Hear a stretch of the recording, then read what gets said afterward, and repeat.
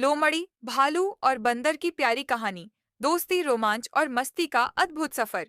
सूरज की सुनहरी किरणें घने हरे जंगल के पत्तों से छनकर नीचे आ रही थीं।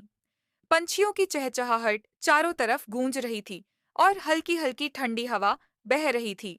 यह वही जंगल था जहां हर जीव अपने अपने ढंग से खुशहाल जिंदगी जी रहा था। इस जंगल में तीन बहुत खास दोस्त रहते थे: चतुर लोमड़ी लाली, भोला भालू बबलू और शरारती बंदर चिंटू। तीनों की दोस्ती पूरे जंगल में मशहूर थी। जहां लाली दिमाग से तेज थी, वहीं बबलू दिल से साफ और ताकतवर था, और चिंटू तो जैसे मस्ती और शरारत का दूसरा नाम था। उस सुबह बबलू अपने गुफा के बाहर बैठा शहद चाट रहा था। चिंटू पास के पेड़ पर झूल रहा था और लाली नई नई खबरें इकट्ठी कर रही थी। अरे दोस्तों, लाली ने कहा, सुना है नदी के पार वाले हिस्से में एक रहस्यमयी पेड़ है जिसके फल खाने से ऊर्जा और खुशी दोनों मिलती है। वाह, तो चलो आज वही खोजते हैं, चिंटू ने पेड़ से छलांग मारते हुए कहा। हाँ, लेकिन रास्ता आसान नहीं होगा, बबलू ने शहद चाटते चाटते चिताया। वहां गहरी खाई, जंगल के अंधेरे हिस्से और जंगली बाघ भी हैं। लाली मुस्कुराई। इसलिए तो हम तीनों साथ हैं। दिमाग, ताकत और फुर्ती, हमारी टीम में सब है। अध्याय 2। सफर की शुरुआत। तीनों ने अपने अपने तरीके से तैयारी की। बबलू ने एक मोटा डंडा उठाया, चिंटू ने कुछ केले अपनी थैली में रख लिए और लाली ने एक नक्शा बनाया।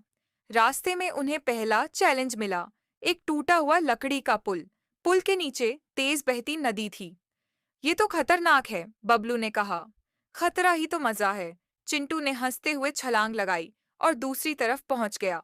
लाली ने पुल पर धीरे धीरे कदम रखा और बबलू ने तो बस अपने भारी पैरों से पुल को हिलाते हिलाते पार कर लिया। अध्याय 3। रहस्यमयी जंगल। जैसे जैसे वे आगे बढ़े, जंगल घना और अंधेरा होता गया। चारों तरफ अजीब अजीब आवाजें आने लगीं। अचानक एक झाड़ी में से सरसराहट हुई। कौन है वहां? बबलू गरजा। झाड़ी से एक छोटा खरगोश निकला जो डर के मारे कांप रहा था। मुझे बचा लो, एक चालाक बाघ मेरा पीछा कर रहा है। लाली ने तुरंत योजना बनाई। चिंटू, तुम ऊपर से पत्ते गिराकर रास्ता छुपाओ। बबलू, तुम अपने पंजों से मिट्टी उछालो। मैं खरगोश को लेकर दूसरी तरफ भागती हूँ। योजना काम कर गई और बाघ उलझकर रह गया। खरगोश ने उन्हें धन्यवाद दिया और अपने गांव का रास्ता बताया। अध्याय 4। खाई का पार करना। अब उनके सामने एक गहरी खाई थी।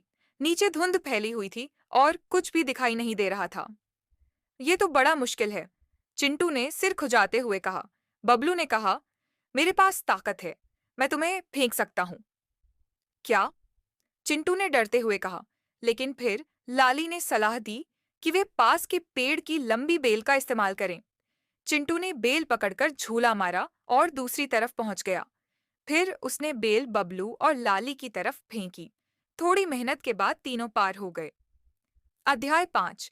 जादुई पेड़ की खोज। कई घंटे की यात्रा के बाद वे एक खुली जगह पर पहुंचे। वहां बीच में एक विशाल पेड़ था जिसकी शाखाओं पर सुनहरी रोशनी वाले फल लटक रहे थे।